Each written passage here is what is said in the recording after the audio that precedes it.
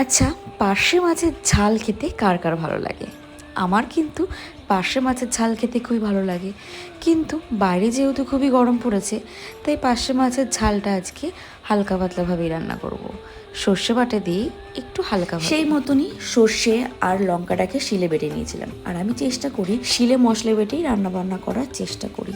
কিন্তু যখন খুব তাড়াহুড়ো থাকে তখন তো মিক্সিং জারে পেস্ট করে রান্না করতেই হয়। আর দেখবে শিলে বেটে মশলা দিয়ে যদি রান্না করা হয় তাহলে সেই রান্নার স্বাদ আরও দুগুণ বেড়ে যায়। তো যাই হোক, মাছগুলোকে আমি ধুয়ে নুন হলুদ মাখিয়ে রেখেছিলাম। এবার মাছগুলোকে হালকাভাবে ভেজে নেব। তাই সেরকম কড়াইতে তেল দিয়েছিলাম, তেলটা গরম হয়ে গেছে। এবার মাছগুলোকে হালকাভাবে ভেজে নিচ্ছি। আর পার্শে মাছ কিন্তু হালকাভাবে ভাজা করলেই পার্শে মাছগুলোর স্বাদ থাকে। কড়া করে ভাজা করলে মাছগুলোর স্বাদ নষ্ট হয়ে যায়। এই কারণে আমি হালকাভাবেই মাছগুলোকে ভেজে নিলাম। এবার ওই তেলের মধ্যে আরেকটু তেল দিয়ে দিলাম কালো জিরা আর শুকনো লঙ্কা ফোড়ন। এবার দিয়ে দেবো সর্ষে বাটাটা দিয়ে নাড়িয়ে চাড়িয়ে এরপর দিয়ে দেবো লঙ্কা বাটাটা।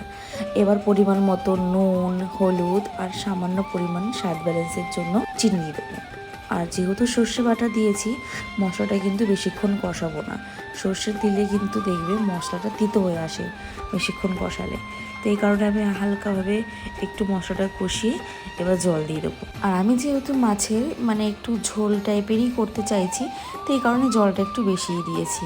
এদিকে দেখো ঝোলটা অনেকটা ফুটে এসেছে। এবার মাছগুলোকে ছেড়ে দেবো। ইচ্ছা করছিল পার্শে মাছের ঝাল করতে, যে গা মাখা যে ঝালটা হয়, বেশ ঝাল ঝাল একটু গা মাখা হবে।